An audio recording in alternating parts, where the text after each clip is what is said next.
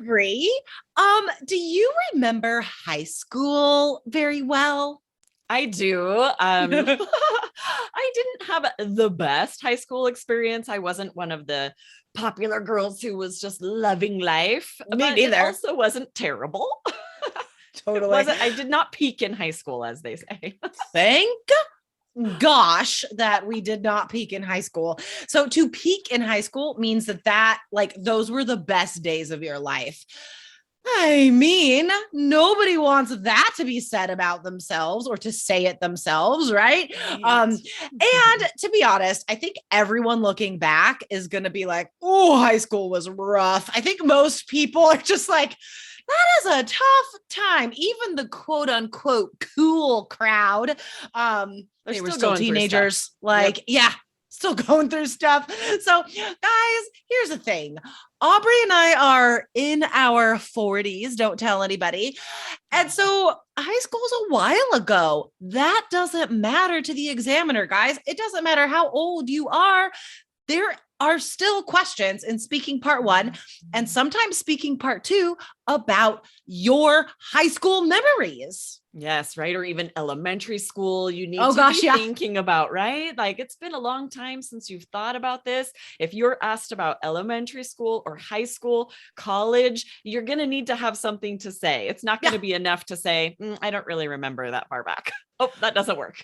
exactly. And I'm sure that will be part of our answers today. But we notice that if we do like a filler phrase like that, where you're like, oh my gosh, that was so long So long ago. ago. I know it doesn't look like it, but I'm kind of old and I don't remember.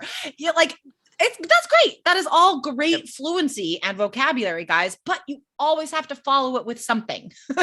Exactly. You have to have something more to say. So whether you have to make that up or scour your memories, think I about know. it now, right? Now you're hearing our podcast, try and recollect. What was it like? What's That's a something you could lovely talk about? verb. It's a lovely verb. That's a Oh, lovely vocabulary word, guys. Write that down for today's topic. To recollect is a very formal verb to say instead of remember. And even though it's formal, you can definitely use it in speaking part one, guys. Okay, so Aubrey and I are going to give you some sample part one answers about high school today. All right, Aubrey, I'm going to ask you first. Okay, we'll take okay. turns. We'll go back and forth today. Okay. All right. Who was your favorite teacher in high school? That's kind of tough because I really had a bunch of teachers that I loved. Oddly enough, I don't remember any of their names, but I remember which classes they taught that I loved. And my debate teacher, I think, was my favorite. It was an elective. It was really fun. And she was very motivating. She had a way of making us feel very intelligent, like we were doing something that not every kid could do or was willing to do. I guess she was playing to our egos a little bit that way, but it made me really look forward to her class. I couldn't wait to get there every day. It seemed to go by Thank in a you. blink. Thank you. You'd think it was a part two question. I'm just going to talk forever. No, that's awesome. Again, that shows fluency, right? And I did see a comment on one of our YouTube videos the other day that was like, this isn't a real part one answer. Like I couldn't do that or whatever. You can't compare yourselves to like native speakers who are also IELTS experts who can speak quickly, fit a lot of information into like a short time, right? But we also want you to realistically expect how much time will the examiner let me talk for? How much actually can I say in this amount of time? So long story short, guys, don't worry about it. If you have a lot to say, keep talking. The examiner will stop you to ask more questions. And if you don't have a lot to say, that's okay. Talk more in the next answer, right? Yeah. And when you're practicing with a speaking partner, it's actually good to do this, to like talk too Totally. long, let them cut you off so that you get used to that feeling. You don't want it to let you throw you off. You don't want to worry like, oh, did I speak too? Nope, it's fine. It's not affecting your score. You need to get used Yep. to being cut off and then just hearing the next question. Totally. Don't get thrown off by that, guys. It's so funny. I like don't remember any of my high school teachers' names either. I couldn't tell So you one. that's a great way. It's a great example though, guys, because I can imagine some students being like, I can't remember a name. I can't answer that question. Like, that's not true. You can remember people that you liked. You don't have to remember their eye color and middle name or whatever. Just say what you have, right? Okay, now that's my turn. All right, I'm ready. Ask me one. Ready? What was your favorite subject in high school? Oh, by far and away, anything related to English. I have two classes that come to mind immediately. One was my rhetoric class. And I was actually in this class with classmates who were a year and even 2 years older than me. I was one of the younger people that chose to take this elective because it was an elective. And it was all about the power of language and words and learning different word relationships, right? Like onomatopoeia, for example, right? When words are sounds. Some of my favorite words still to this day, I remember clearly learning in that rhetoric class. So that was my number one favorite class. Second favorite class, AP English, which was my senior year. And we had a lot of student autonomy to decide our own fields of research and what we were going to do with that research. I think you should cut me off.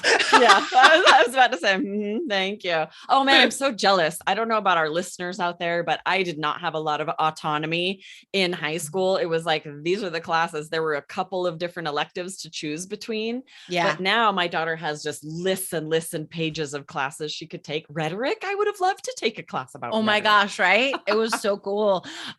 Yeah, man. There are definitely a wider variety of classes in my son's school now, even, but especially moving forward, middle school and high school, than I think a lot of us had growing up. Yeah. I love that strategy you did there too, because there's only really so much you can say about a rhetoric class, but it was interesting that you gave some information about what kinds of kids took the class, that you were the youngest one, that, you know, what electives were, you kind of look at the little tiny tangents Jessica took from her answer. You don't have to just describe the rhetoric class the whole time, right? Pay attention to all the different things she said that were related, because you want 3 to 5 sentences. And as long as it's related and you're answering the question, this is all showing your fluency. You know, if you haven't listened to a lot of our episodes before, you might not be aware of this speaking strategy, guys. We like to say, follow the branches, especially in speaking part 2, because students worry so much about having perfectly organized speaking answers. And that is not realistic. And it's not natural. It's not what natives do. So follow the branches, right? This is fluency. Talking spontaneously and narrating our thoughts. Okay, let's do one more. Okay, Aubrey, do you still remember what happened on your first day of high school? Absolutely not. I don't remember it at all. I have a vague recollection of trying to find my locker and wandering down some hallways, and the school wasn't even that big. It was one building, but I had kind of a hard time finding my locker. And that is the only thing I remember. I don't remember people. I don't remember classes. I don't know what I ate. I don't remember a lot of details. Oh my God, that was so good. Okay. Some things I want to point out from that answer, guys. First of all, the vocabulary phrase, vague recollection. So we talked about that in the beginning, right? To recollect is a verb for to remember. So a memory, the noun, recollection is the better way to say that. Vague recollection. That's so nice for being like, I don't remember. I have like some blurry images that might not be true. And I want you to listen to her intonation as well, guys, because it is funny. You can laugh on IELTS, okay? Like, I guarantee you, if the examiner asks you something like this, like the examiner will also be able to chuckle because she or he won't remember their first day of high school either. So it's like, just laugh, be like, what? I don't remember that. This is kind of ridiculous. And then continue to say what you don't remember. I love that. I don't remember places. I don't remember what I ate. I don't remember what I wore. Like, that's a whole other level of strategy that I love. Share all the things you don't remember. Exactly. I love it. Oh my gosh, this was so good. Guys, if you want to take our free IELTS quiz and then you can recollect how good you are at English. No, I tried to work that in as a segue. But guys, we have a free IELTS quiz for you. It'll give you your estimated IELTS band score. And again, for free. You don't have to pay hundreds of dollars to take the test just to see what your score is. Start with our quiz, guys, and then get preparation materials based on that score. So go to allearsenglish.com/myscore. And if you are listening to this on Apple Podcasts, Stitcher, Spotify, wherever you listen, that is fantastic. Thank you so much. But you can also watch this podcast on YouTube. Go to IELTS Energy TV. Yes. And we'll see you on YouTube or in the podcast. And we'll see you next time, Jessica. This is fun. I love sample answers. Me too. I want to do these all the time. Okay. I know, right? All right, Aubrey. See you next week. Bye-bye. Bye.